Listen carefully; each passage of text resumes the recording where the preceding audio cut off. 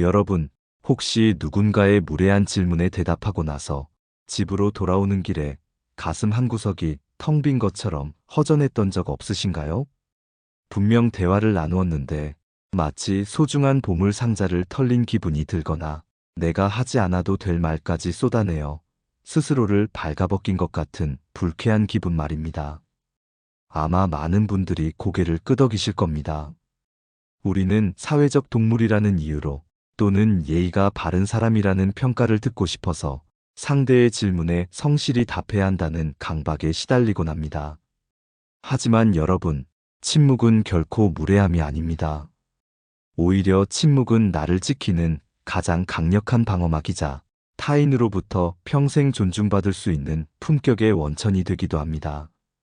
이걸 설명하기 위해 주변 사람들에게 늘 좋은 사람으로 남고 싶어 모든 것을 솔직하게 털어놓았다가 결국 가장 믿었던 이들에게 상처를 입고 만한 50대 남성 박상우 씨의 이야기를 들려드리겠습니다.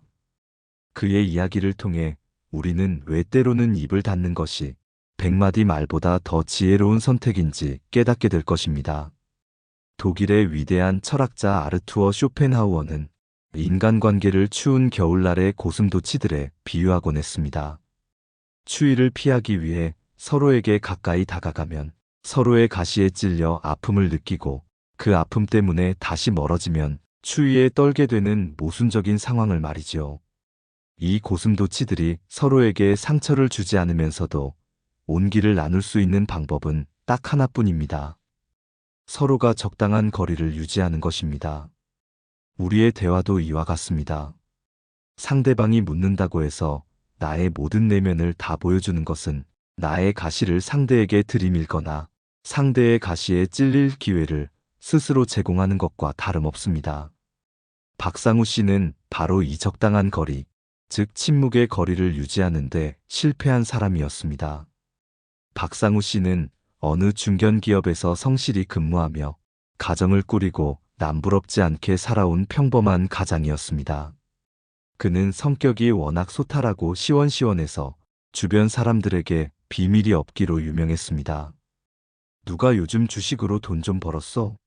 라고 물으면 그는 굳이 숨기지 않고 자신의 통장 잔고까지 훤히 들여다보이듯 상세히 답했습니다. 아니야, 이번에 손실이 좀 커서 대출을 더 받았어. 라는 식으로 말입니다. 또 누군가 자제분은 공부 잘하나요? 라고 물으면 자식의 성적표를 그대로 읽어주듯 부끄러운 부분까지 가감없이 이야기했습니다. 박상우 씨는 이것이 진실함이라고 믿었습니다. 자신이 솔직하게 다가가면 상대방도 진심으로 자신을 걱정해주고 존중해줄 것이라 굳게 믿었던 것입니다. 하지만 현실은 그의 기대와는 전혀 다르게 흘러갔습니다. 그의 솔직함은 존중이 아닌 가십의 재료가 되었습니다. 박상우 씨가 자리를 비우면 사람들은 그가 털어놓은 경제적 상황을 두고 뒤에서 쑥덕거렸습니다. 박상우 씨, 겉으론 멀쩡해 보이더니 실속은 하나도 없더라고. 그 집 아들은 공부도 못한다면서? 그렇게 돈 들여 학원 보내면 뭐해? 그가 진심으로 털어놓았던 약점들은 어느새 날카로운 칼날이 되어 그의 등 뒤를 겨누고 있었습니다. 그는 사람들에게 친절을 베풀고 솔직함을 나누었지만 정작 그에게 돌아온 것은 은근한 무시와 가벼운 대우뿐이었습니다. 박상우 씨는 깨달았습니다. 자신이 스스로를 너무 값싸게 내놓았기 때문에 타인들 역시 자신을 값싼 존재로 대했다는 사실을 말입니다. 철학자 아르투어 쇼펜하우어는 말했습니다. 사람은 혼자 있을 때만 온전히 자기 자신이 될 수 있다. 그러므로 고독을 사랑하지 않는 자는 자유를 사랑하지 않는 자와 같다. 이 말은 단순히 혼자 시간을 보내라는 뜻이 아닙니다. 나의 내면 세계, 즉 나의 본질적인 정보들을 타인의 시선으로부터 격리하고 보호할 줄 알아야 한다는 뜻입니다. 우리가 타인의 질문에 무방비하게 대답하는 순간 우리는 우리의 자유를 타인에게 헌납하는 것입니다. 그들이 나를 판단하고 정의하고 난도질할 권리를 주는 것이나 마찬가지이기 때문입니다. 박상우 씨의 사례에서 보듯 세상에는 우리의 진심을 받아줄 준비가 되지 않은 사람들이 훨씬 더 많습니다. 그들에게 내어준 정보는 결코 나에게 이익으로 돌아오지 않습니다. 그렇다면 우리는 어떤 질문에 대답하지 말아야 할까요? 박상우 씨가 겪었던 고통을 반복하지 않기 위해 우리가 평생 존중받으며 살아가기 위해 반드시 지켜야 할 8가지 침묵의 영역이 있습니다. 이것은 단순히 말을 아끼라는 처세술이 아닙니다. 나의 존엄성을 지키고 타인과의 관계에서 주도권을 잃지 않기 위한 철학적인 결단입니다. 첫 번째로, 당신의 재산 규모와 경제적 상황에 관한 질문에는 절대 상세히 답하지 마십시오. 돈은 현대 사회에서 가장 예민한 부분이자 사람들의 질투와 경멸을 동시에 불러일으키는 가장 강력한 도구입니다. 당신이 돈이 많다고 하면 사람들은 당신에게 기생하려 하거나 보이지 않는 곳에서 당신의 불행을 빌게 됩니다. 반대로 당신이 돈이 없다고 하면 그들은 당신을 은근히 무시하며 자신들의 우월감을 확인하는 도구로 삼을 것입니다. 박상우 씨가 자신의 대출 상황을 낱낱이 고했을 때 동료들은 그를 동정하는 척했지만 속으로는 나는 저 사람보다 낫구나라며 안도했습니다. 그 안도감은 곧 박상우 씨를 향한 가벼운 태도로 변질되었습니다. 누군가 당신의 경제력을 묻는다면 그저 먹고 살 만큼은 있습니다 라거나 그저 남들 하는 만큼만 하고 삽니다 라고 짧게 넘기십시오. 당신의 통장 잔고는 오직 당신과 당신의 가족만이 알아야 할 신성한 영역입니다. 두 번째는 당신의 과거에 저질렀던 실수나 수치스러운 경험에 대한 질문입니다. 인간은 누구나 허물이 있고 지우고 싶은 과거가 있습니다. 하지만 그것을 굳이 끄집어내어 타인에게 전시할 필요는 없습니다. 과거의 실수를 고백하는 것이 용기라고 착각하지 마십시오. 당신이 신뢰를 얻기 위해 던진 그 고백은 시간이 흐른 뒤 당신을 공격하는 빌미가 됩니다. 사람들은 당신의 현재 모습보다 당신이 스스로 고백한 과거의 어두운 단면을 더 오래 기억합니다. 그리고 당신이 조금만 실수를 해도 역시 저 사람은 예전부터 그랬지라며 당신의 변화를 부정하려 들 것입니다. 과거는 이미 지나간 강물입니다. 그 강물 아래 가라앉은 진흙을 굳이 휘저어 현재의 물을 흐리게 하지 마십시오. 세 번째로, 당신의 구체적인 미래 계획과 목표입니다. 이것은 매우 흥미로운 심리학적 사실과 연결됩니다. 사람이 자신의 목표를 타인에게 말하고 나면 우리 뇌는 이미 그 목표를 달성한 것과 같은 착각에 빠져 도파민을 분비합니다. 결과적으로 실제 목표를 이루기 위해 필요한 끈기와 노력이 반감되는 것입니다. 또한 당신의 계획이 거창할수록 주변 사람들은 당신을 응원하기보다 회의적인 시각으로 바라볼 확률이 높습니다. 네가 그걸 할 수 있겠어? 라는 식의 냉소적인 반응은 당신의 의지를 꺾어 놓습니다. 무언가 이루고 싶은 것이 있다면 그것이 결과물로 나타날 때까지 철저히 비밀로 하십시오. 성공은 소리 없이 찾아와야 하며 결과로서만 당신의 가치를 증명해야 합니다. 침묵 속에서 갈고 닦은 칼날만이 가장 날카로운 법입니다. 네 번째는 당신의 가족에 관한 부정적인 이야기나 은밀한 사정입니다. 가족은 나의 확장된 자아입니다. 가족의 허물을 타인에게 말하는 것은 자기 얼굴에 침을 뱉는 것과 같습니다. 당신은 그 순간의 답답함을 해소하기 위해 가족 흉을 볼지 모르지만 그 말을 듣는 사람은 당신의 가족 전체를 수준 낮은 집단으로 낙인 찍게 됩니다. 더 무서운 것은 그 정보가 나중에 당신의 가족을 조롱하는 소재로 쓰인다는 점입니다.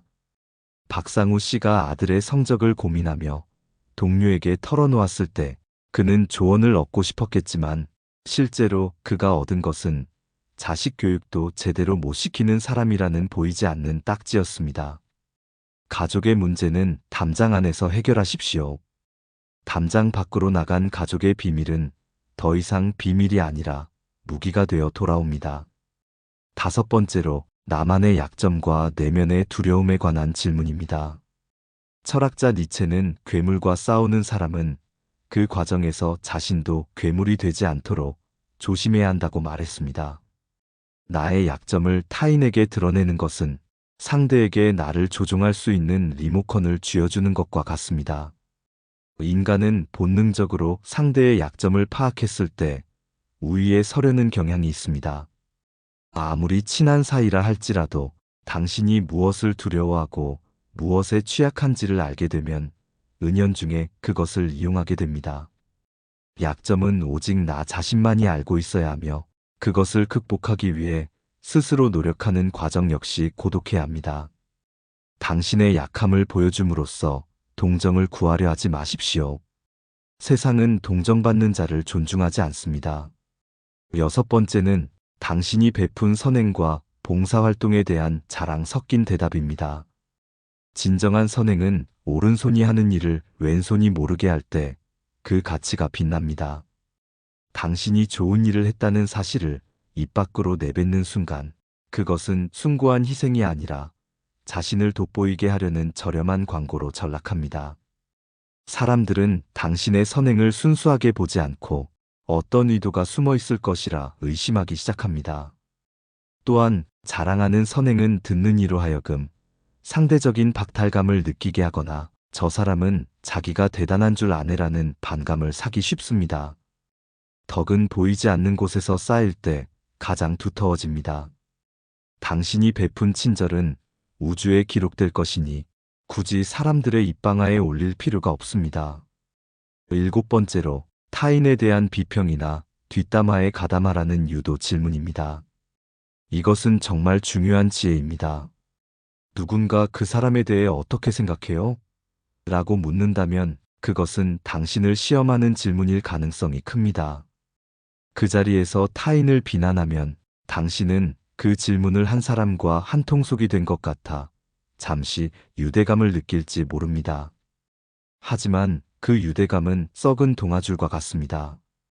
당신이 한 비난은 반드시 당사자의 귀에 들어가게 되어 있고 질문을 했던 사람은 정작 교묘하게 빠져나가 당신만을 가해자로 만들 것입니다. 또한 남을 쉽게 비평하는 사람은 타인에게 신뢰를 줄 수 없습니다. 저 사람은 내 앞에서도 남 이야기를 저렇게 하는데 남 앞에서는 내 이야기를 어떻게 할까? 라는 의심을 사게 되기 때문입니다. 비평을 요청받는다면 그저 저는 잘 모르는 일입니다 라거나 사람마다 각자의 사정이 있겠지요라며 우아하게 회피하십시오. 마지막 여덟 번째는 삶의 가장 깊은 신념과 철학에 관한 질문입니다. 이것은 의외라고 생각하실 수도 있습니다. 하지만 나만의 철학은 나를 지탱하는 가장 단단한 뼈대입니다. 그것을 이해할 준비가 되지 않은 사람들에게 늘어놓는 것은 마치 돼지 목에 진주 목걸이를 걸어주는 것과 같습니다. 그들은 당신의 고귀한 가치관을 가볍게 여기거나 현실을 모르는 소리라며 비웃을지도 모릅니다. 나의 신념은 말로 설명하는 것이 아니라 삶으로 보여주는 것입니다. 굳이 설명하려 애쓰지 마십시오. 당신이 묵묵히 당신의 길을 걸어갈 때 사람들은 비로소 당신의 침묵 속에 담긴 힘을 느끼고 경외심을 갖게 될 것입니다. 여러분, 다시 박상우 씨의 이야기로 돌아가 보겠습니다. 그는 이 8가지 지혜를 깨닫는데 참으로 오랜 시간이 걸렸습니다. 수많은 배신과 멸시를 겪고 나서야 그는 비로소 입을 닫는 법을 배웠습니다. 어느 날 늘 무례하게 질문을 던지던 직장 동료가 다시 물었습니다. 박상우 씨, 이번에 보너스 받은 걸로 뭐 할 거야? 부인한테 다 뺏기는 거 아니야? 예전에 박상우 씨였다면 허허 웃으며 아내와의 갈등이나 자신의 비상금 사정을 털어놓았을 것입니다. 하지만 이제 그는 그저 은은한 미소를 지으며 이렇게 답했습니다. 글쎄요, 그냥 계획대로 잘 써야지요. 더 이상 묻지 말라는 단호함이 섞인 하지만 무례하지 않은 짧은 대답이었습니다. 동료는 당황하며 더 이상 말을 잇지 못했습니다. 그날 이후 사람들은 박상우 씨를 함부로 대하지 못하기 시작했습니다. 그의 말이 줄어들수록 그의 말 한마디 한마디의 무게는 더 무거워졌습니다. 비밀이 있는 사람, 자신의 영역을 지킬 줄 아는 사람은 함부로 건드릴 수 없는 아우라를 뿜어냅니다. 박상우 씨는 이제야 비로소 평생 꿈꿔왔던 진짜 존중을 받게 된 것입니다. 우리는 흔히 침묵은 금이다라는 말을 잘 알고 있습니다. 하지만 왜 금인지는 깊이 생각하지 않습니다. 금이 귀한 이유는 그것이 흔하지 않기 때문이고 변하지 않기 때문입니다. 우리의 말도 이와 같아야 합니다. 아무에게나 내던져지는 말은 길가에 널린 돌멩이와 같습니다. 돌멩이를 소중히 여기는 사람은 아무도 없습니다. 하지만 가슴속 깊이 간직한 침묵은 금과 같습니다. 그것을 함부로 꺼내지 않을 때 당신의 존재 가치는 비로소 빛을 발합니다. 여러분, 세상은 여러분에 대해 궁금해하지 않습니다. 정확히 말하면 그들은 여러분을 걱정해서 묻는 것이 아니라 자신들의 호기심을 채우고 당신을 판단하기 위해 묻는 것입니다. 그 호기심의 먹이가 되지 마십시오. 모든 질문에 친절하게 답해야 한다는 강박에서 벗어나십시오. 때로는 글쎄요, 잘 모르겠습니다. 그저 그렇습니다라는 짧은 대답이 수천 마디의 논리적인 설명보다 당신을 훨씬 더 지적으로 보이게 만듭니다. 그것은 거절이 아닙니다. 나라는 정원을 가꾸는 울타리를 세우는 작업입니다. 울타리가 없는 정원은 지나가는 누구라도 발로 밟고 지나갈 수 있지만 아름답고 단단한 울타리가 쳐진 정원은 밖에서 경탄하며 바라볼 수밖에 없습니다. 쇼펜하우어는 또한 이런 말을 남겼습니다. 우리의 비밀을 다른 사람에게 털어놓는 순간 우리는 그 사람의 포로가 된다. 포로가 된 삶에 존중은 없습니다. 오직 지배와 피지배만이 있을 뿐입니다. 당신이 평생 존중받고 싶다면 당신을 지배할 수 있는 정보를 상대에게 넘겨주지 마십시오.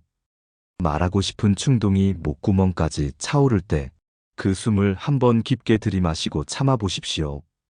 그 찰나의 침묵이 당신의 품격을 결정합니다. 사람들은 말수가 적은 사람을 두려워하고 존경합니다. 그가 무슨 생각을 하는지 알 수 없기에 함부로 대할 수 없고 그의 내면에 어떤 깊은 심연이 있는지 짐작조차 할 수 없기 때문입니다. 진정으로 강한 사람은 목소리를 높이는 사람이 아니라 침묵으로 좌중을 압도하는 사람입니다. 오늘 제가 말씀드린 8가지 질문들을 다시 한번 되새겨 보시기 바랍니다. 혹시 나는 오늘 누군가에게 나의 소중한 진주를 던져주지는 않았는지, 나를 지켜줄 방패를 스스로 내려놓지는 않았는지 말입니다. 인간관계에서 상처받지 않는 유일한 길은 상대방이 나에게 상처 줄 수 있는 무기를 갖지 못하게 하는 것입니다. 그 무기는 바로 당신의 입에서 나가는 정보들입니다. 지금부터라도 당신의 입술에 파수꾼을 세우십시오. 꼭 필요한 말이 아니라면 그저 미소로 대신하십시오. 당신이 말을 아끼기 시작할 때 세상은 비로소 당신의 말에 귀를 기울이기 시작할 것입니다. 그리고 당신이 스스로를 귀하게 여기며 비밀을 간직할 때 타인들 역시 당신을 함부로 침범할 수 없는 고귀한 존재로 대우할 것입니다. 삶의 지혜는 더 많은 것을 채우는 데 있는 것이 아니라 버려야 할 것을 버리고 지켜야 할 것을 끝까지 지키는 데 있습니다. 침묵은 당신을 지키는 가장 세련된 지혜입니다. 박상우 씨가 그랬던 것처럼 여러분도 이제 침묵의 힘을 믿어보시길 바랍니다. 누군가 당신의 사생활을 캐묻고 당신의 아픈 곳을 건드리려 할 때 당당하게 침묵하십시오. 그 침묵이야말로 나는 당신의 무례함을 허용하지 않는다는 가장 강력한 선언이자 나를 진정으로 사랑하는 사람만이 보여줄 수 있는 최고의 예우입니다. 긴 여정 끝에 만나는 고요함처럼 여러분의 삶이 침묵의 깊이만큼 더 단단해지고 풍요로워지기를 바랍니다. 남들에게 보여주기 위한 삶이 아닌 나 스스로가 만족하고 나를 존중하는 삶을 살아가십시오. 그때 비로소 타인의 존중은 자연스럽게 따라오는 그림자가 될 것입니다. 당신은 충분히 그럴 자격이 있는 귀한 사람입니다. 말의 소용돌이 속에서 자신을 잃지 마시고 침묵의 고요함 속에서 진정한 자아를 발견하는 평온한 나날들이 되시기를 진심으로 기원합니다. 오늘 여러분과 나눈 이 지혜가 메마른 일상의 작은 단비가 되어 여러분의 삶을 촉촉하게 적셔주었기를 소망합니다. 나를 지키는 법을 아는 사람만이 타인도 진정으로 사랑할 수 있다는 사실을 잊지 마십시오. 오늘도 내일도 여러분은 그 누구보다 빛나고 존엄한 존재입니다. 그 빛을 지키기 위해 때로는 어둠과 같은 침묵이 필요하다는 사실을 가슴속에 꼭 간직하시길 바랍니다. 오늘 이야기가 여러분의 마음속에 작은 울림을 주었기를 바랍니다. 지혜의 깊이는 나눌수록 더 깊어지는 법이지요. 이 지혜가 여러분의 삶의 단단한 뿌리가 될 수 있도록 구독과 좋아요로 이 여정을 함께 응원해 주세요. 여러분의 소중한 경험과 생각을 댓글로 남겨주시면 그 이야기들이 모여 또 다른 누군가에게는 밝은 등불이 될 것입니다. 다음 시간에도 삶의 무게를 덜어줄 따뜻한 통찰과 함께 찾아오겠습니다. 평안한 하루 보내시길 바랍니다. 내 삶을 바꾸는 지혜였습니다.